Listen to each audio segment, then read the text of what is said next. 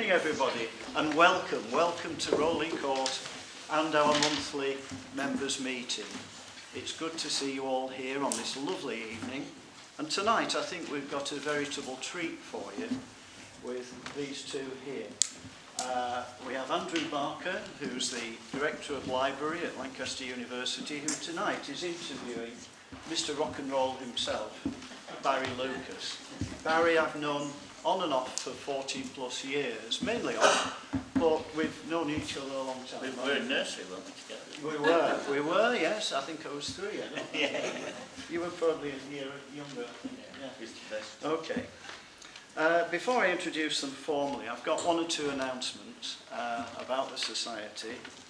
Our AGM is on the 12th of June. All members are welcome, and you'll be able to contribute, to make suggestions. We'll listen to you and enable you to feel some ownership of this society.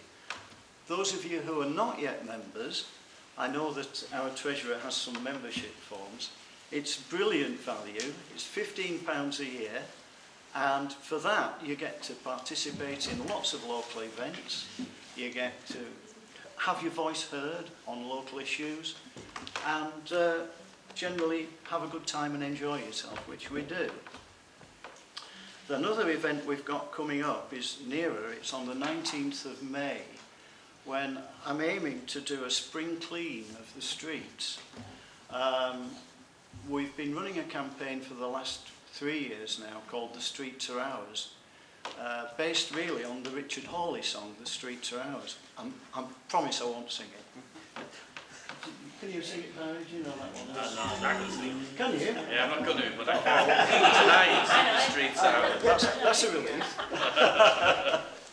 So, on the 19th of May, starting from Dalton Square, I'd like to get as many people as possible to help me with weeding and litter picking. The City Council are providing us with bags and some tools and some gloves and other PPE equipment. And if we can get enough people together, I think we can make the streets look a lot better. We know that the City Council just don't have the resources to do it properly, and we have to accept that. But the only way we're going to improve things is to take matters into our own hands and volunteer. I think this is a positive thing because it gives us all a feeling of ownership for our city, that we've made a contribution, that we can get in there and make it look a bit better. And I've chosen 2 dates, Sunday the 19th of May, and I chose that date because it's just before the half-term holidays, and people might come into Lancaster as tourists and see it for the first time, and it would be nice if they went away with a good impression. The second date will be towards the end of July, again just before the big summer holidays.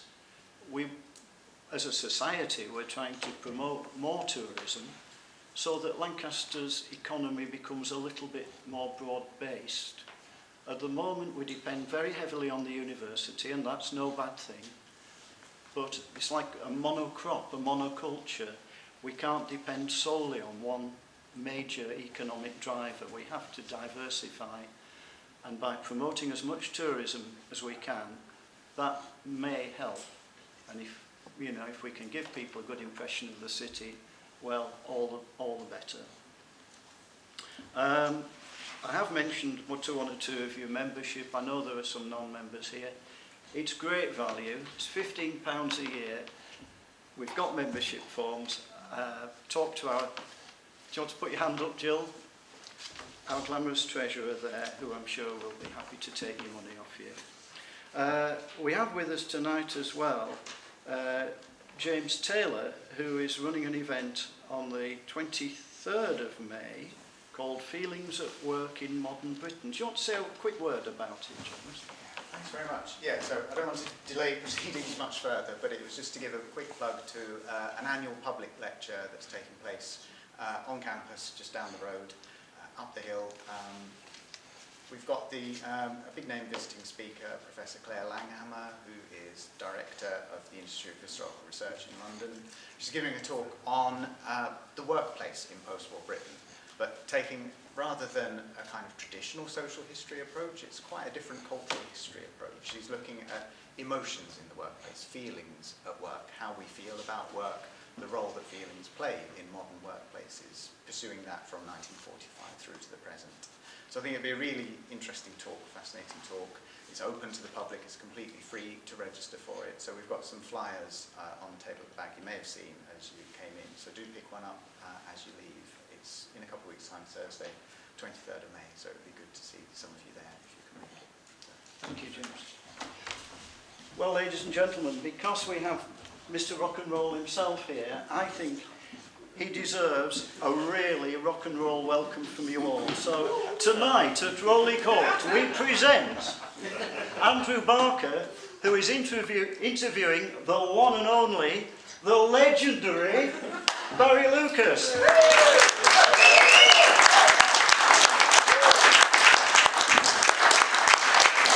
Thank you, Peter, and a big thanks also to David Morgan, without whom we wouldn't be here.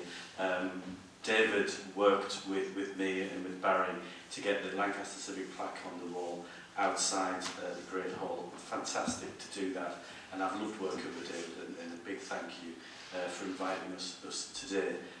So yeah, what we're going to do, when we laugh at Mr. Rock and Roll here, I did an event in the Great Hall with him a few weeks ago. I have never seen that many fanboys and fangirls around somebody.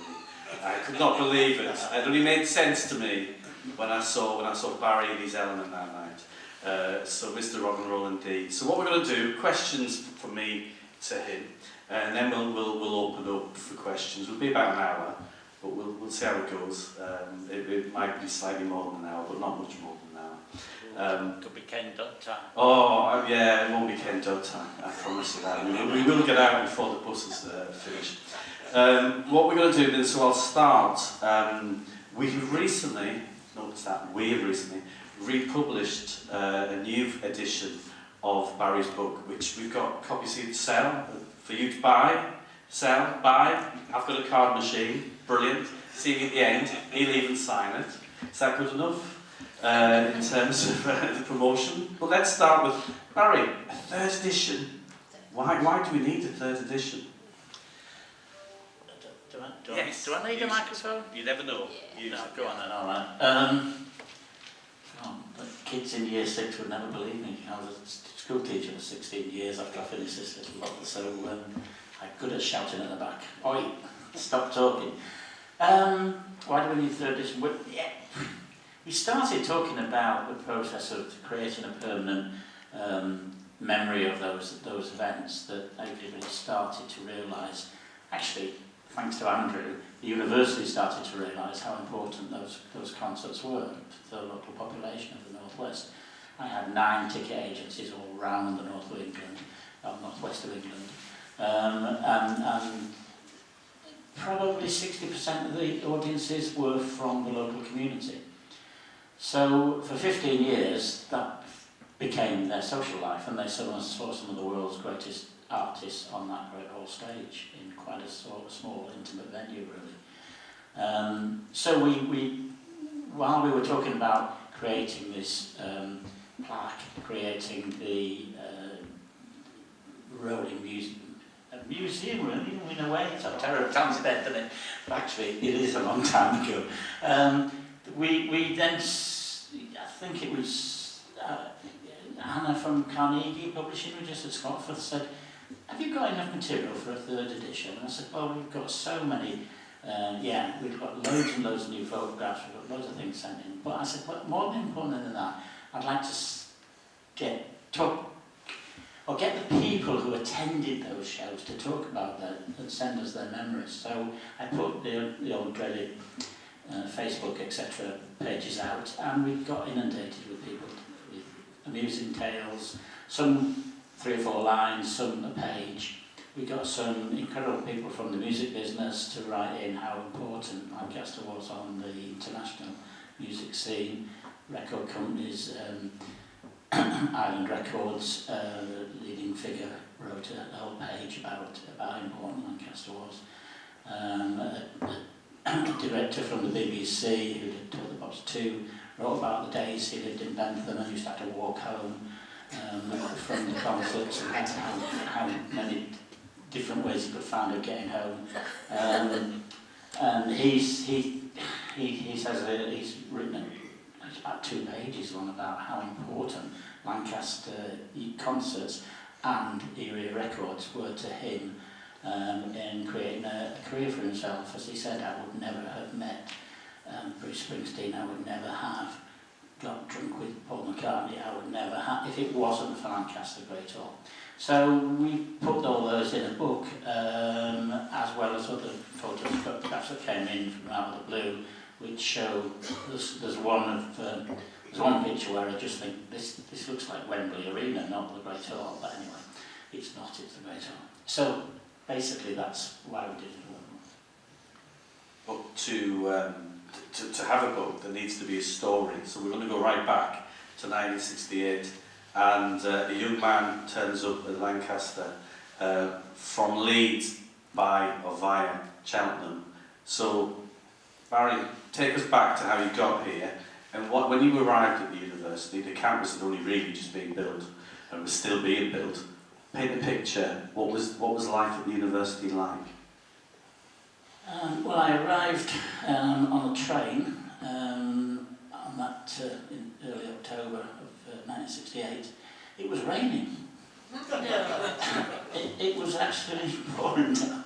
And we got off and I didn't know what I was doing, so somebody said, Lonsdale students here, so I went along and I said, I'm in Diggs, and they said, where? So I said, South Road, and the 2 students looked at me and said, never heard of it, so I said, oh, good. So I wandered around, got a taxi driver who took me on a trip via Bentham, I realised afterwards that I could have walked there in 10 minutes.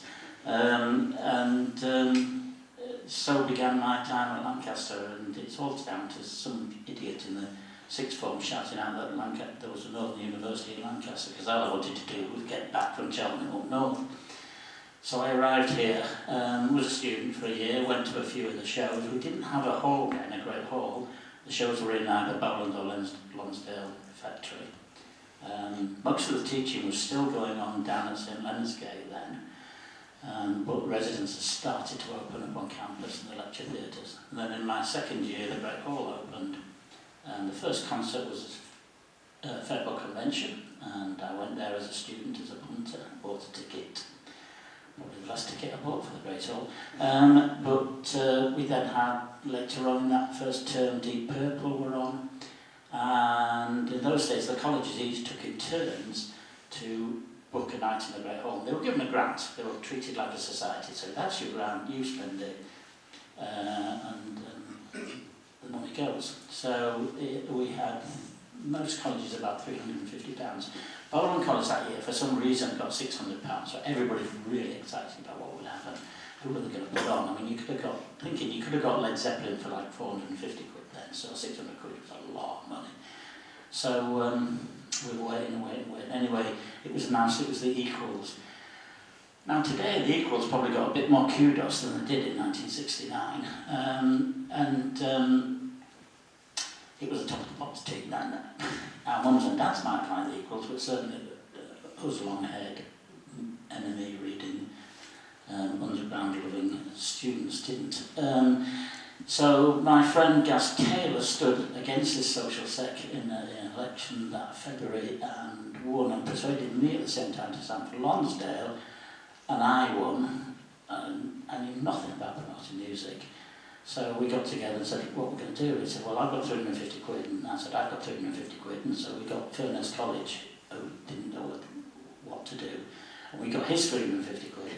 So we phoned up the Who and said, can you come up and play Lancaster? And we did, and so there I was at 19 years old, in the dressing room with Pete Townsend and Keith Noon and Roger Daltrey and then Twizzle, and it suddenly went, what was I doing at 19? But the presidents, what was really funny, the 2 college presidents did not want us to book the Who. They thought we'd bankrupt the union. It wasn't the union then. We bankrupt the 2 colleges.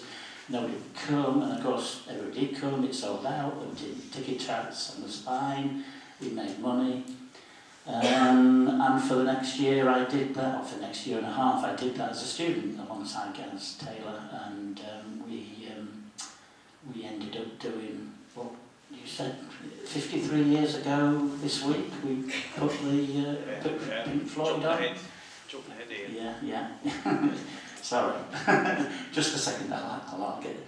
Oh, go on. Keep looking. No, I'm just going to say, so at the end of that period, the president of the student union came to me, Tim Hamlin, and said, if we made this a profession, you're making money doing these shows. Everywhere else in the country is losing money doing entertainments, and there's a big scandal at the time. I've still got a cutting, big article in the Daily Express saying pop goes £1 million of your taxpayers' money, and it was the fact that the students had lost £1 million that year in on entertainments. And said if we can get it through the union meeting, would you be interested in doing this as a job?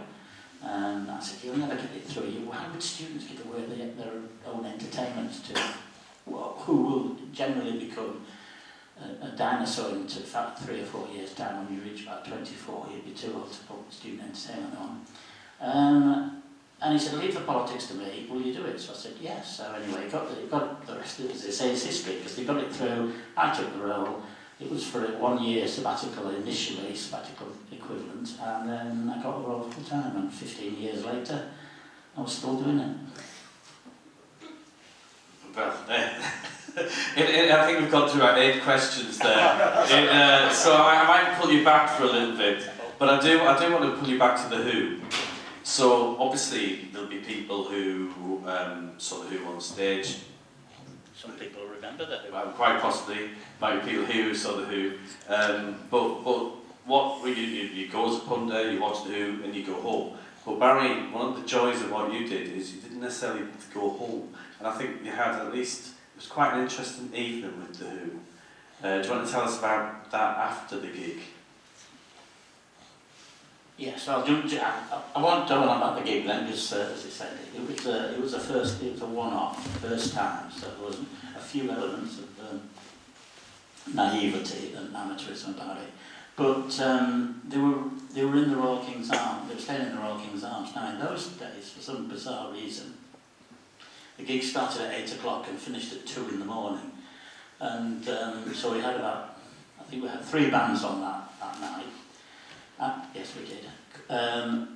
Quintessence and Hammer were the 2 support bands. And at the end of the show, the Who were staying in the Royal King's Arms. It was, if you remember, it was the only hotel in Lancaster at the time. The nearest other ones were the Midland and ones in Preston. So they were staying there. And it was the height of the Vietnam War, and Lancaster had a big JYA, Junior Year Abroad, a contingent of American students, and they organised a Vietnam vigil in Market Square, which was convenient because they had a ginormous toilet in there, didn't it, in those days, in the square. So they organised that, and the Who got back to the hotel about 1 o'clock in the morning, and Townsend asked the porter, could he make some sandwiches and teas and coffees? And the porter said, I'm feeding the Who. Can you give me 10 minutes autograph and everything? And so they loaded up the trolley with it all and rolled it down to the square and sat with the students for an hour and a half, giving them teas, coffees, sandwiches, and talking about the Vietnam War. It would be nice to think that would go on today with artists, but I'm not sure it would. Indeed, and for context, that was 1969. There were 2 in Tommy at that point, weren't they? It was 1970. 1970, but they were still doing, yeah. Just before the Who's Next, so right at the pomp, so that was peak Roger Daltrey in his suede jacket, which I like to think he was hanging around the Market Square wearing, handing out food. So jumping forward a couple of years, Barry took us through moving from being a student sideline to the main occupation. You referenced 53 years ago yesterday, when Pink Floyd played, and this is my favourite bit whenever I talk to Barry, because this is where I say, so Barry had a really important event that happened on the Monday in his life, and there was a really important event on the same Monday, the 10th of May, in my life. So Barry, what were you doing on the 10th of May 1971 after Pink Floyd had played on the 7th? that morning, my finals started on that Monday, so I really should have been revising, but I got Floyd on instead, and I got a phone call interrupting my hastily arranged research so that I could get a degree from the Great Hall Porter saying there's a real problem in the home, there's a row going on and I don't know what's going on. And so I with heavy heart I trudged down the spine. Luckily I lived in Lonsdale then. Lonsdale was next to the Great Hall as opposed to down near Gate now. But anyway, I went down there thinking, what, they were on it, it must be the acoustics, there's problems. Floyd was setting up speakers all the way around the raised section in the Great Hall, not the boundary, the little raised section, for the effects. They were so well, they were renowned for their attention to detail on sound and that, so I was walking and there's a row going on stage, so I went to us, excuse me, I'm the social sec, can I help you? Oh no, it's alright, we're just having a major discussion here. Actually, it's a major row, somebody said. I said, well, what's going on? I said, well, 2 of us want to drive back to London tonight, and 2 want to stay at the hotel. And I said, why? And he said, well, 2 of them want to watch the FA Cup final with their family, and 2 want to watch it in Lancaster at the hotel. So this row was all about the FA Cup final. So the show went ahead, and it was a memorable night indeed. And this is where I have to stress, what I was doing on the 10th of May is I was being born. So I was like this conversation that it was his finals and it was my birthday. My birthday's on Friday, funny car. 53 years ago, which is as we also pointed out, in 1971, 53 years before that, I think it was 1918, which is always quite sobering to work backwards like that. However, early 70s, what I love telling people when I walk around the Great Hall or we talk to people about it is, you know, three great artists. There were many, but 3 great artists that I know always surprise people who played the Great Hall. McCartney and Wings, Queen twice, and for me the fact that the Wailers, Bob Marley with then the Wailers played always knocks people's socks off. So let's go back to 1972. End of 71, into 72, the Beatles had split up. McCartney was struggling a little bit with at least a critical reputation. And you had an idea. Yeah, I did. I've been reading, Enemy had a series, 3 weeks, double-page spread, story about the Beatles, their careers, etc. And the last one was after Shea Stadium, when the band really, it became obvious the band were too big to ever play live again. They shut New York City because a pop group were arriving. I mean, it's just mind-boggling there. When you hear people saying, "Oh, they're as big as the Beatles," no, nobody's as big as the Beatles. So the last article was that McCartney got this idea and said to the band, "Look, we can't play anywhere." Okay, they played on the roof, didn't they, the Apple, that famous day. And that stopped all the traffic in London as well. He said to them, why don't we just turn up at a little hall, church hall, like this, a village hall, on a Saturday night, and stick a few posters around, it's 10 bob to get in, and it's Bert and the Four Bitters or something playing, and when the local kids come in, the Beatles will be on stage. So Ringo was up for it, but surprise, surprise, George and John said no, not interested. So I got a rag ball coming up early the next year, in February the next year. This was just before Christmas. So I found an agent that I'd been dealing quite a lot. We'd done John Mayall with her and Johnny Winter, I think. So she was sort of old school. She'd been around quite a bit in business, and I phoned June up and said, look, can you get to McCartney? And she said, well, yeah, I used to do lots of work with the Beatles in the early days. So I said, well, I've got this idea. We've got a rag ball coming up. How about, he's got this new band, Wings, they've never played anywhere live, but would they like to come up and play? I won't bill them, then nobody will know they're on, and they'll just play live. So she said, oh, that's interesting. She said, well, I told her the background of the idea. So she said, I'll approach him. So I didn't hear anything. 2 months, 3 months, whatever, towards the middle of February. And I thought, oh, that seemed a good idea at the time. And then Monday morning, she phoned me up and said, your date's on. And I went, what? He said, McCartney date's on. I went, funny. So I went running upstairs to double check that the hall was booked that Friday for the ball. I don't know why I did that, because it was booked as a grand ball, that grand ball that was happening. Came back to the office, and there's two guys in leather denim jackets with long hair, and Alan Murray, who was helping me at the time, a student, said, these two guys said they're Wings roadies and you want to play here tonight? And I said, no, it's not tonight, it's Friday. And he said, no, we're here tonight. I said, really? Hang on a minute, this is rag week, this is a joke.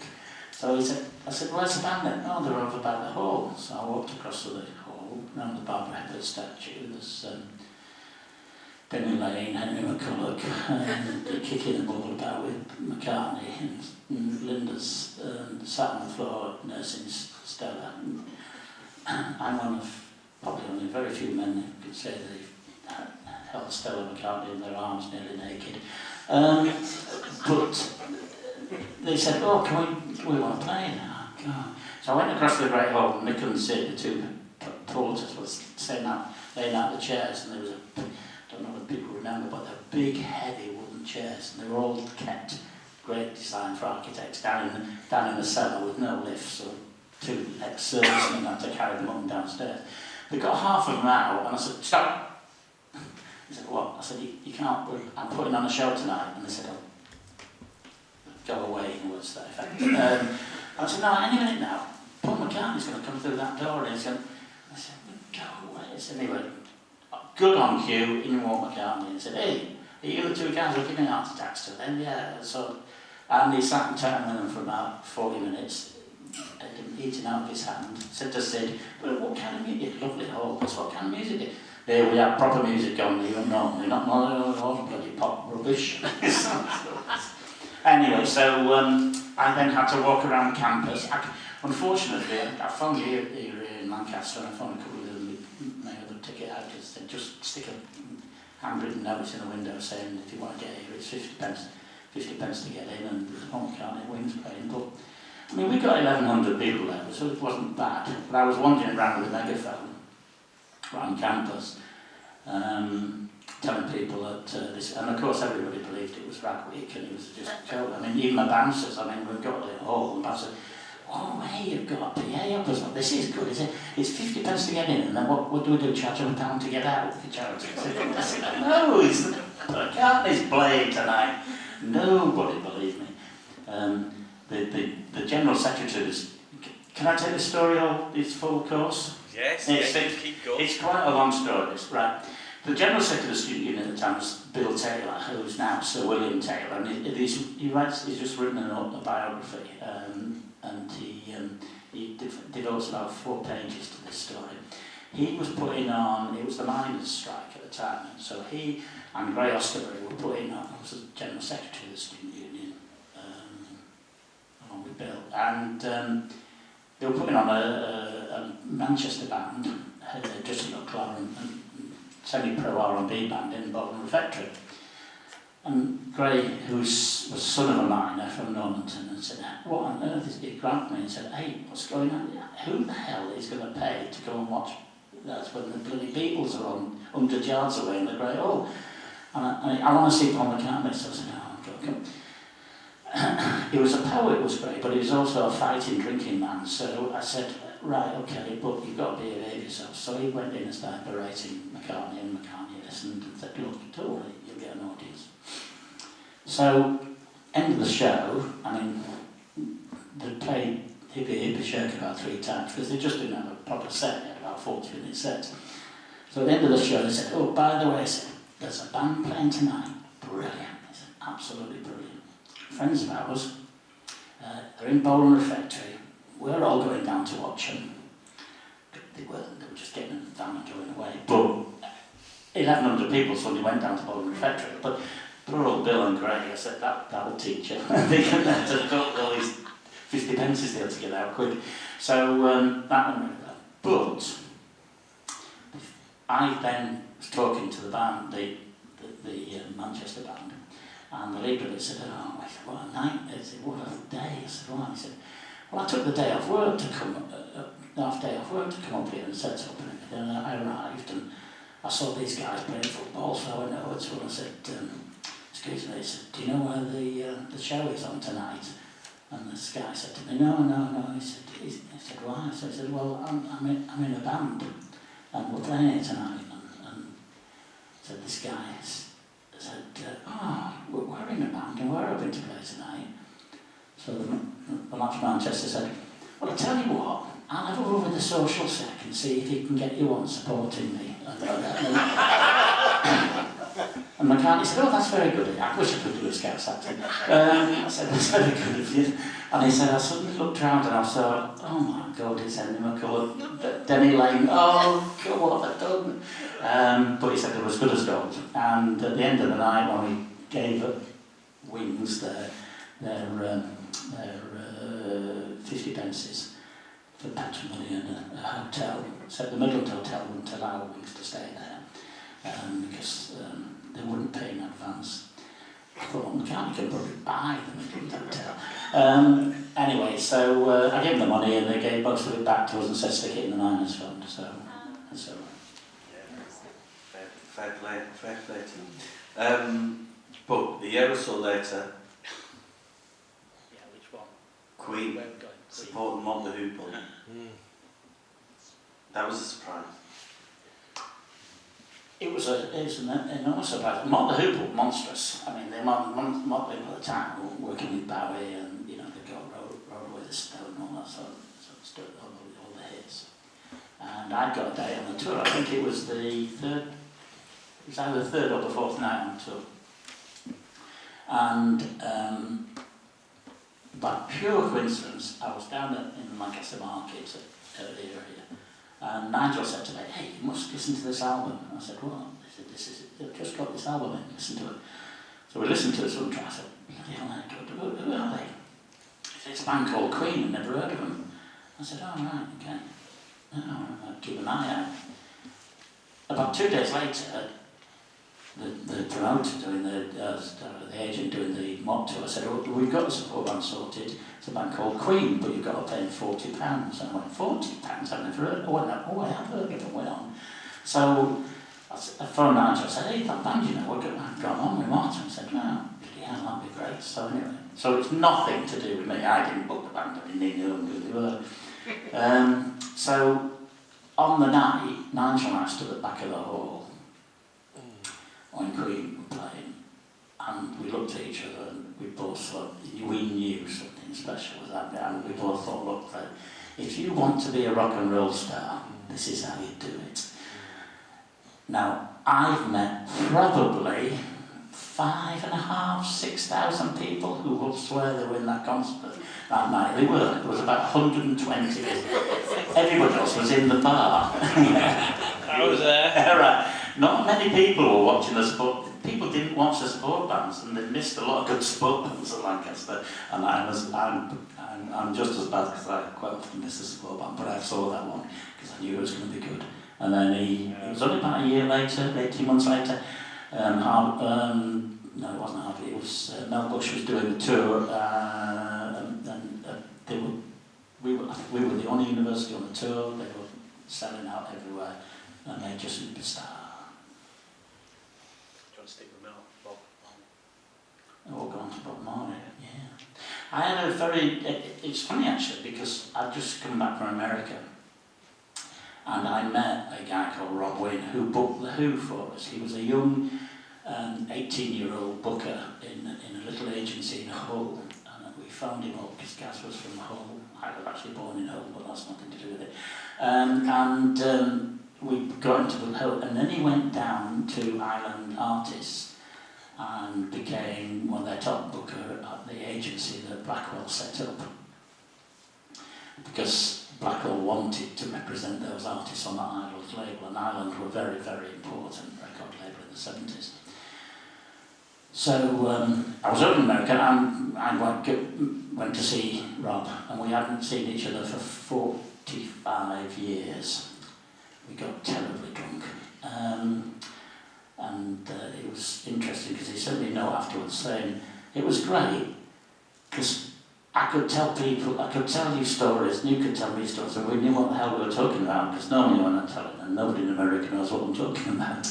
So Rob phoned me up one day and said, look, I need you to take a band. So I said, what? He said, it's a reggae band. I said, no, Rob, I won't take a reggae band. I said, look. He said, but yeah, I said, no, I can't take a reggae band. Look, they're good. Reggae was starting to break in this country in the sense of disco. I mean, you put a reggae music on the disco, people will dance. I said, they're not going to buy tickets to go and watch a reggae show. They really won't. And he said, look, I really need you to take this show.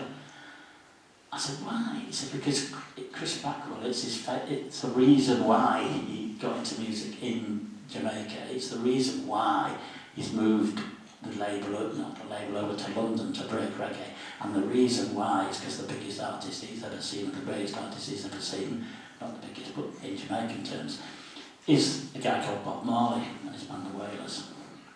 So I still will take it, bro. He said, okay, look, you'll have it as a straight PC. So if they'll just take 90% of the door, you've got no guarantee, nothing to worry about, you will lose money, you can't lose money. I said, yeah, but I can't get an audience. I said, I'll tell you what, Rob, I'll put a disco on. I'll put a disco on and charge 50 pence, I think it was 50 pence, to work for a disco. So, and then I'll stick Bob Marley and the Wailers on afterwards. So we had the disco on, we had about 1,200 people there, again, and they're mainly students this time, for obvious reasons. And at 12 o'clock I went on stage and said, ladies and gentlemen, it's finishing now, but don't go home because there's a really superb band coming on there. I mean, I'd never heard of them. But I was so around how brilliant they were and how they were going to be world famous and everything. It's a band from Jamaica called Bob Marley and the Wailers. I sent in a bouncer to get him on stage and he didn't appear after 10 minutes. So I sent another bouncer, didn't appear after 10 minutes. I went into the disco myself and the two bouncers were lying on the floor giggling with massive spliffs. And I was trying to usher the band out onto stage. And they played for about 2 hours. A lot of people miss probably one of the greatest moments in musical history at Lancaster. Yeah, I mean that was, as you say, it was before they broke, so they were kind of touring the Catch Fire, the first Wailers. It was the second date on the tour. I mean, wow, second day of the first British tour. Promoting the record that now is an absolute classic. So we're in 1973. I want to paint a little bit of a picture. 1973. The university's about 9-year-old. It's bringing all these great groups in and acting to the university. Barry's doing that. I know people who were students at the time. It was all about the music. So Barry, the university, the hierarchies, they must have loved you. They must have loved this. It must have been, this is what we needed to make this university special. That's what happened, isn't it? Very nearly.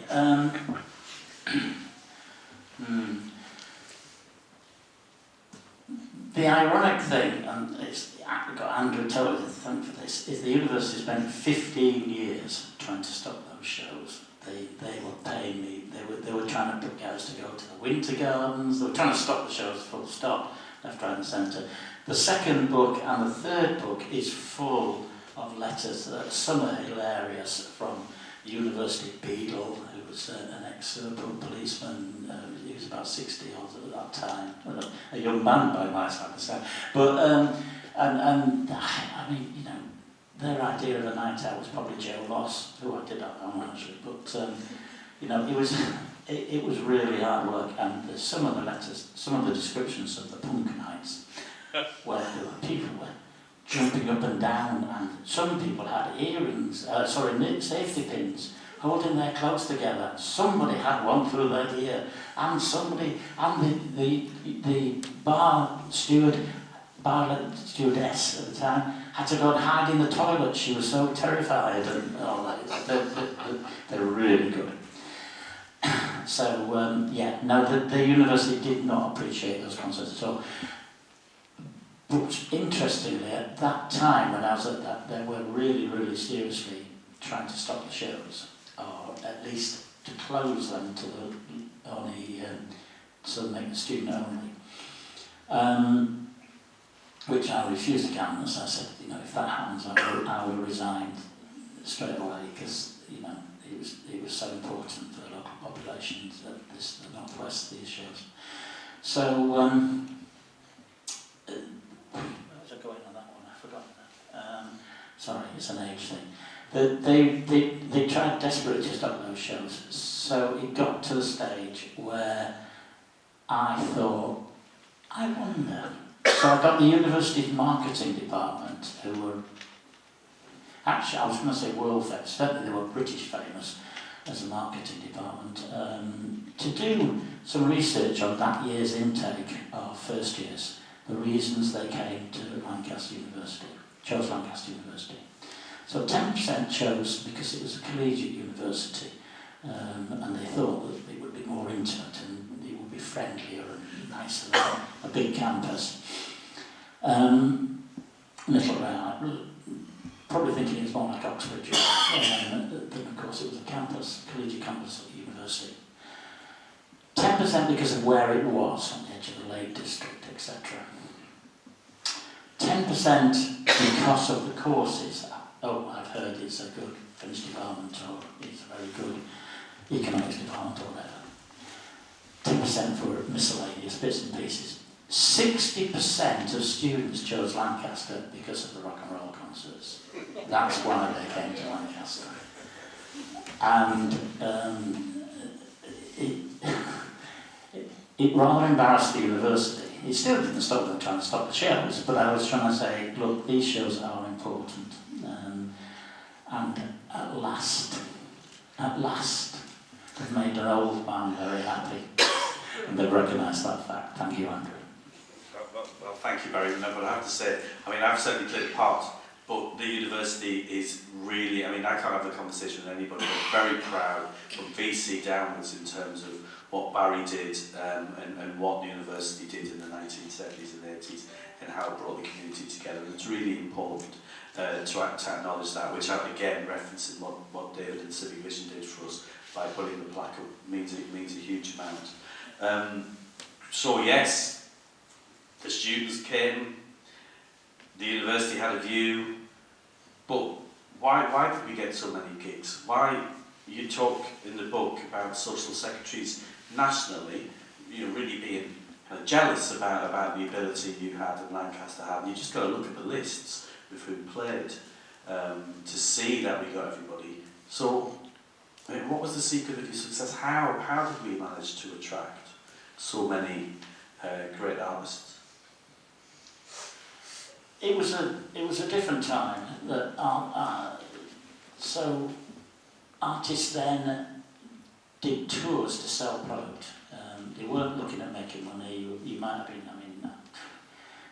I mean, Floyd, £1,500. It was about 10 years before I paid anybody more than that. So they weren't making money out of doing tours, but what they were doing is making money out of the product. The product sales in singles and in more importantly albums were in the millions in those days. So, you know, and that wasn't downloads, that was actually people physically buying the vinyl. So they wanted to do dates. So more bands, bigger bands still toured. That's a little part of the answer.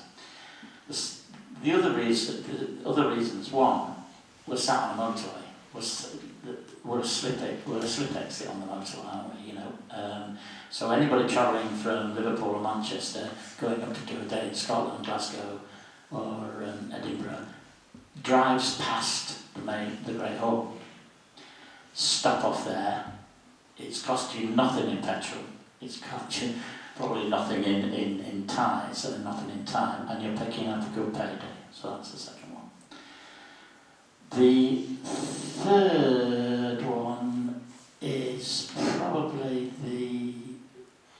this is going to sound awful, is me, but it's not me. It's the fact that Lancaster was the only place where they employed somebody to run the entertainments. And that could have been anybody doing it. Anybody doing any job are going to make mistakes. Anybody doing any job worthwhile is going to learn from those mistakes and not make them again.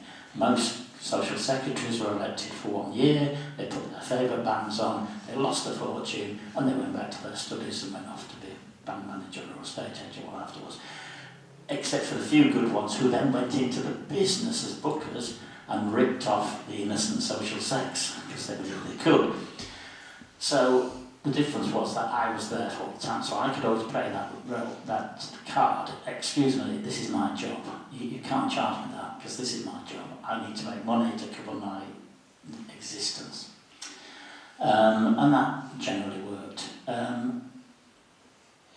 But also, of course, social secretaries that I knew and respected and phoned me up for advice and I met at conferences and whatever else, then went into the business. They all became managers, promoters, top agents, and I was still there. So 10 years further on, they were confronting me. They knew they had a secure venue that would be well run, professionally run, and they were quite they were happy with that. A prime example of that is what my best mate in the business, is a guy called Paul McCartney, who manages Dave Gilmour, Pink Floyd, Jules Holland, etc. Now, he was the lead social sec, and he and I used to work deals across the country, and we were. There was one band phoned us up and wanted £1,500. I phoned Paul up and said, "Been offered Jim Dandy £1,500," and he said, "Oh, right, just a minute." He went on and said, "This is Leeds University, Paul Leeds. This is the biggest venue in the country. I'm not paying the same as Lancaster. I pay £12.50." So he went phoned me back. I got it for £12.50. I phoned him up. "Hey, hang on a minute. I'm a professional. I need to do that." Anyway, we ended up with this conversation that went on for half a day, and we ended up getting the date for £750. And the agent still didn't know what was happening. It was quite fun. And of course, the last thing is you guys, is the audience. The audience at Lancaster was brilliant. It was so enthusiastic, it was so knowledgeable, and it was big. People turned up from all over the region. As I say, I took agencies from down at Burnley up to Barrow and Windermere, so it was 9 in the area. People came every week, so it was a very successful venue. So those are the reasons, really. Thank you. And it went on, as you said at the start, for 15 years, well into the mid-80s. But we haven't talked about the transition. I've got another question or so before I open it up to people, if that's all right time-wise. There's no curfew yet, so that's good. Of course, the Great Code gave way to the safety pin, as you said. So into the late 70s, that's quite a transition. Tell us some of these stories about some of the great groups you had at the time. The Jam played twice. A little bit about the Ramones and the Clash and some confusion there. Maybe as we start there, tell us about, is it the Ramones or was it the Clash? When I wrote the book, co-wrote the book, Paul Tomlinson did all the research. I wouldn't have done that research. It took me 4.5 years. Anyway, I wrote stories. So a story I've been telling for donkey's years was about when the Ramones played Lancaster and they were touring a catering company. They were one of the first bands to be touring a catering company. And they said, we need to, not to the general public, just for the band itself. So they said, we need a room to set up as a restaurant. And I said, well, we've only got the 2 dressing rooms. So I said, there's a room opposite, and it was the music studio. So Jack, who was the head porter at the time, said, "Jack, can you use the music studio?" He said, "No, he's got full of equipment and everything." I said, "Give up, they're musicians, they're not going to do anything to music. Just need to set it up." So anyway, they gave us permission, right? So the next morning at 8:30 a.m. I got a phone call from Jack in the rail. Said, "Can you get here our bed and get up here quick?" So I said, "Why?" He said, "Because the Vice Chancellor and the Director of Music, Dylan McCoulton, are going ape." And I said, "Well, what happened?" He said, "Get up here." So I went up, and this music studio was trashed. They'd emptied a powder fire extinguisher into a 17th century harpsichord. They'd written graffiti all over the band. Oh, God. And I was trying to bluff it out first with the VC. And said, "Well, there's no proof it was the band. I mean, it could have been anybody got into it." And then I looked above the VC's head and it said,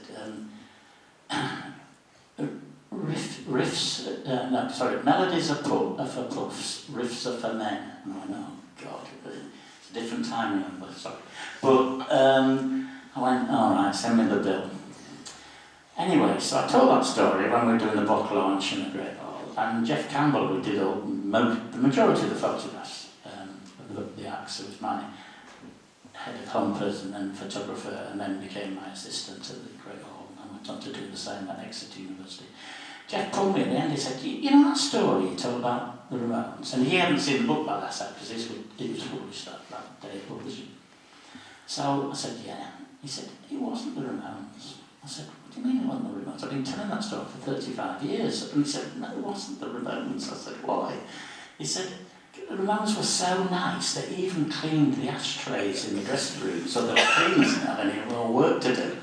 I said, "What was it?" He said, "It was the same week, but it was the Clash."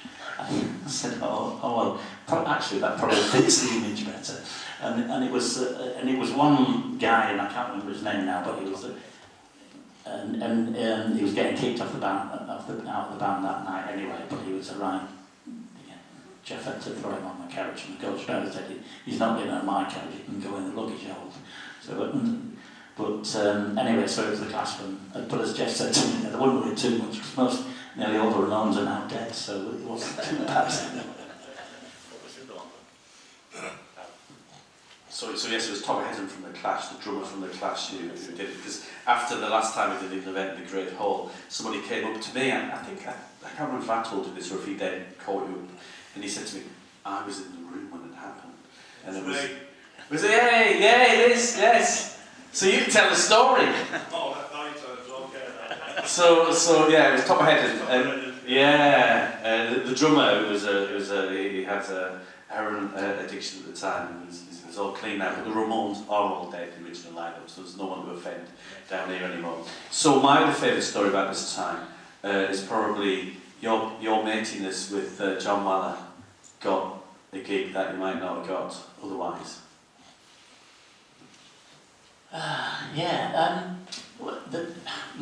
By this time Lancaster had actually knocked Leeds off his perch, so Lancaster was the premier college venue in the country. We were actually on the tour dates of most bands now who were just playing the bigger halls, the city halls, and the growing bigger halls, IGMX and that. So we were always going to get a date on that first jam tour, and I was very excited because I heard the jam obviously and liked it.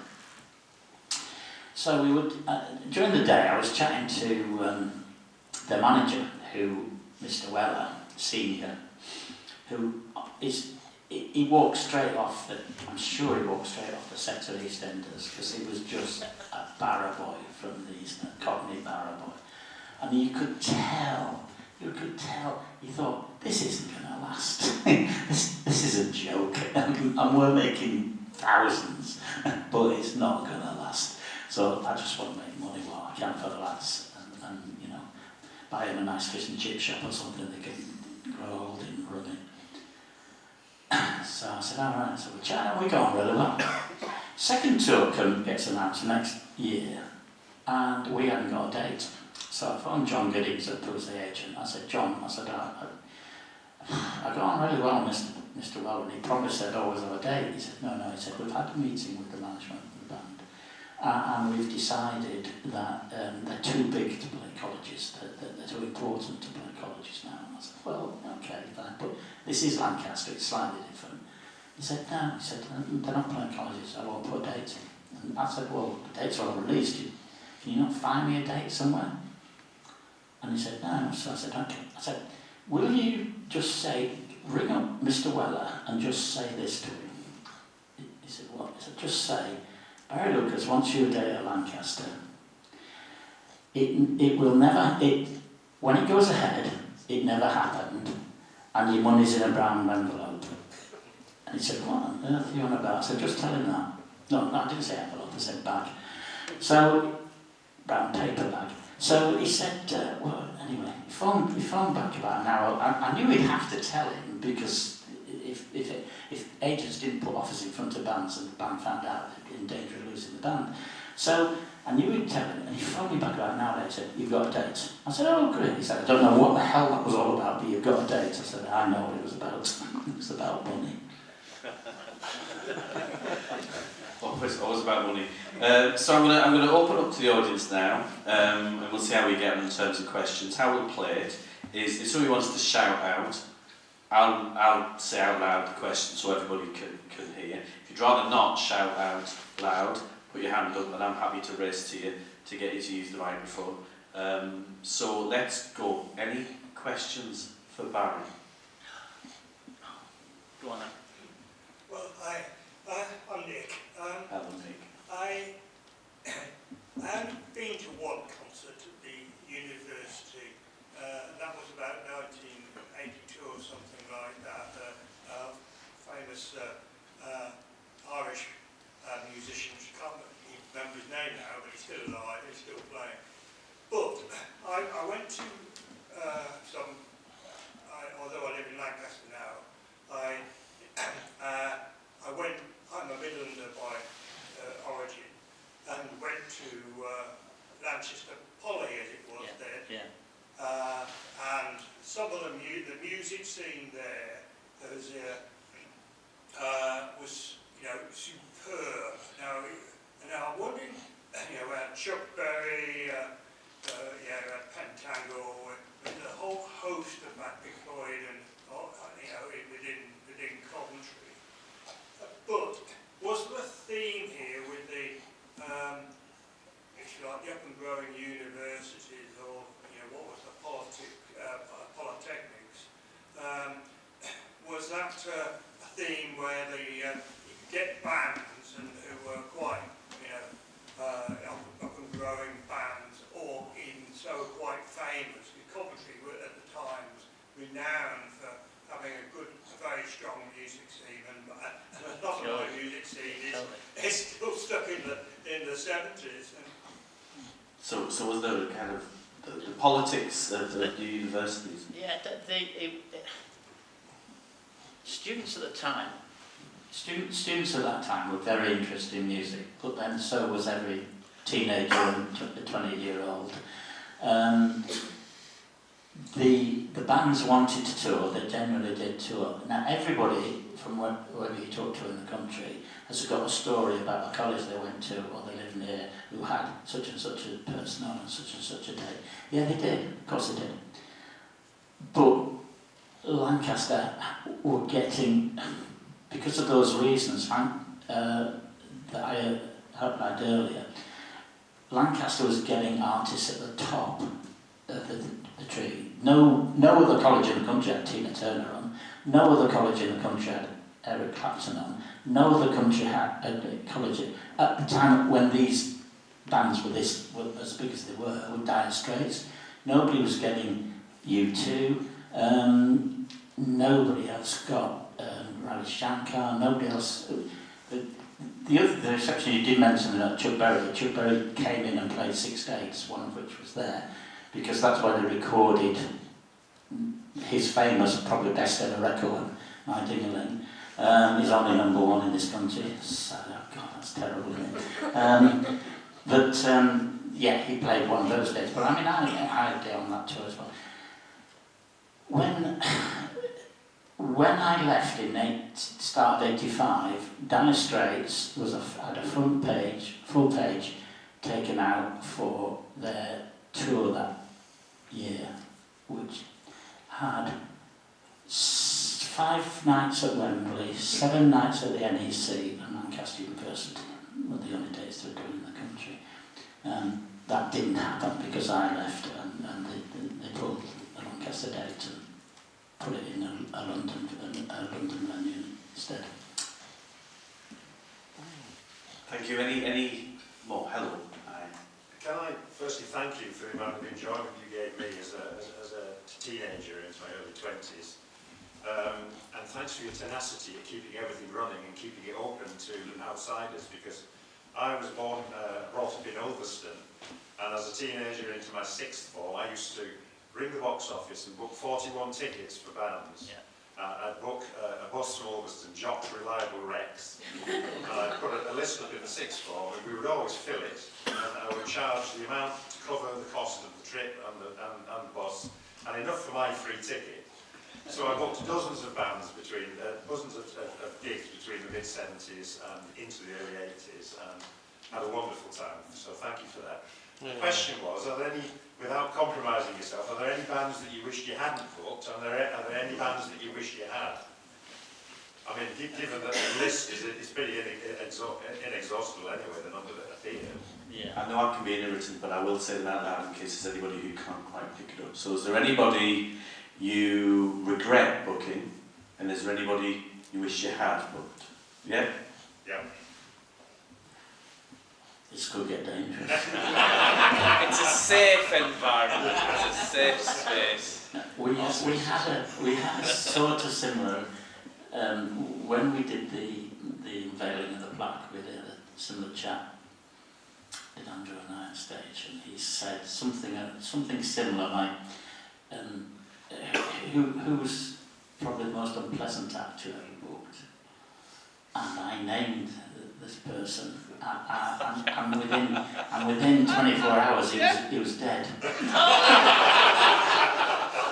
on, name names. Because then you can check the dates and see. I wouldn't go up and see him sometime. No. You'd be a rebellious cockney if you did. Yeah. I mean, I tended not to go into the dressing room. I mean, so I had lots of unpleasant road crews and people like that.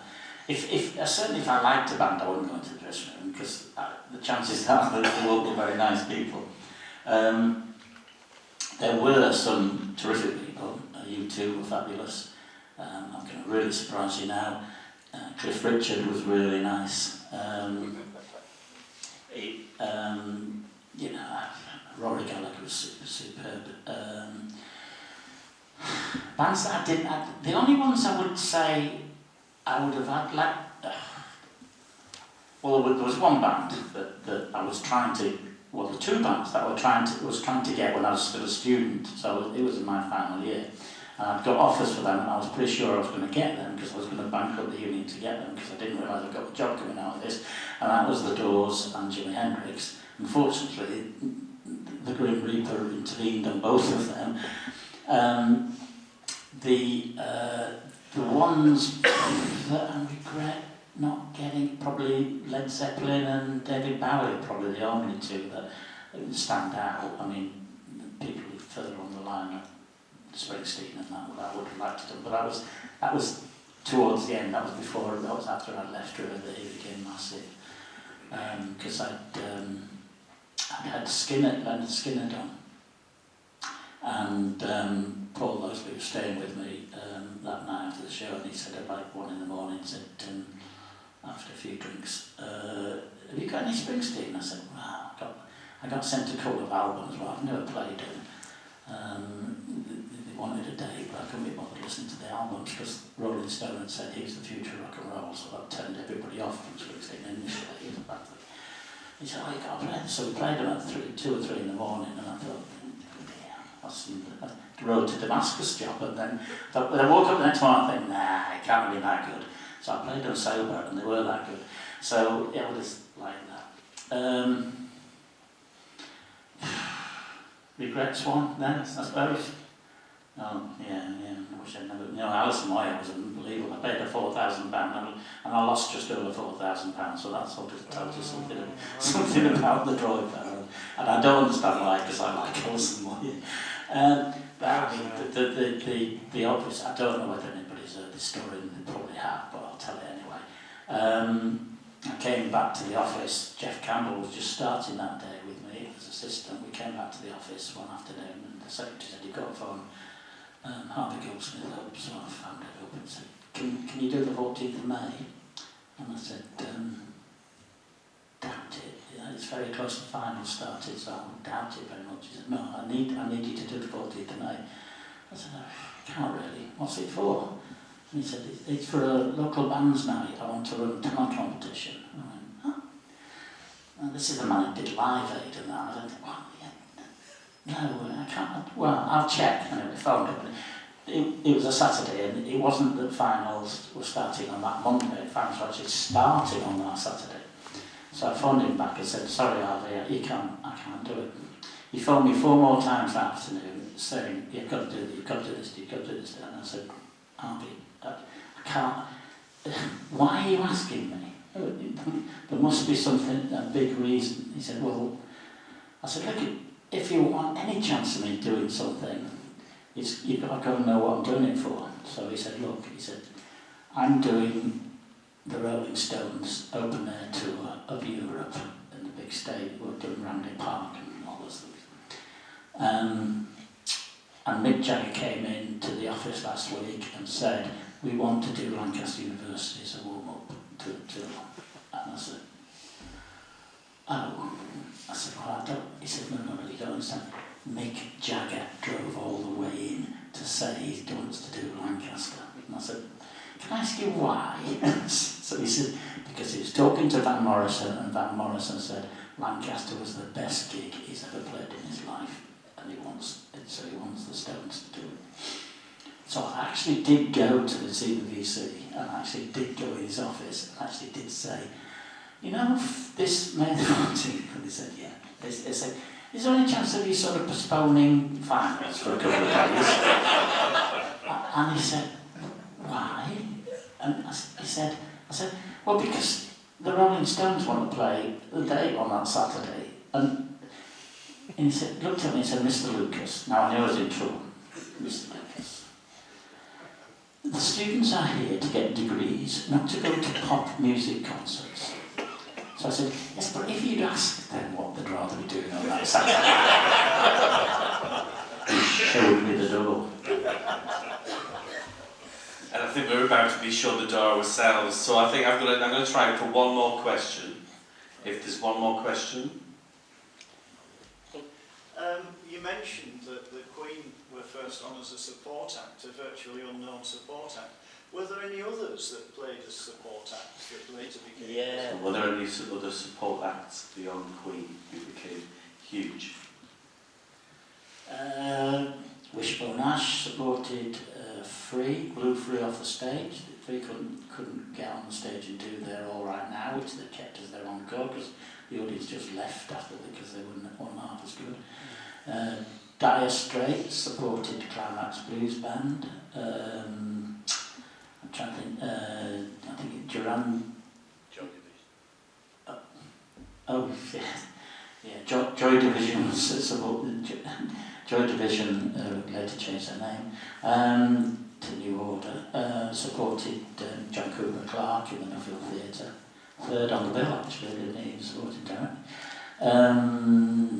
Trying to think. There's the book's full of them basically. It's Who's that man Geordie I just went before? Chris Rea. yeah, Chris Rea. All right, it's not Geordie. He's got that. Chris Rea supported Lindisfarne, which I didn't know about until I read the bloody book myself for the first time. I was like, really? I didn't know that. I must have been in the Ash House at that time when he was on. Yeah, there was quite a lot. OMD I think supported somebody. And they never got paid more than £50. None of them. So most were doing £40 or £50. And it's possibly a generational thing, but the Joy Division thing is huge for people. When we had an exhibition in the library, and there was a poster up with Joy Division, because Joy Division it's been for the last 15-20 years and having a bit of a moment is a very famous group these days. And for those of you who remember the Sugar House was a live music venue. Some of the acts I had on there were superb. But Blue Monday, biggest selling 12-inch in the history of music, was first played anywhere in public in the Sugar House. John Peel got up that day on a train, he's doing a show in there, and said, I've been sent this record. He said, I haven't had a chance to play it yet, and I was going to play it on my show, but I'll play it here first to see what it's like. And played it in the Sugar House the first time I got in London. So many firsts at the Great Hall. I mean, thank you everybody for coming. As you said, a couple of people have said to Barry, just the impact you had, the music had in people's lives is huge, and that's why I joked at the start about people who've gathered around him at the Great Hall event, but it's because of the impact you had on the generation of people who saw those groups, but actually the people like me who came through Lancaster since, because the music scene is so important to us, and what you did was central to that. So I think a huge round of applause to thank Barry for everything he did and does.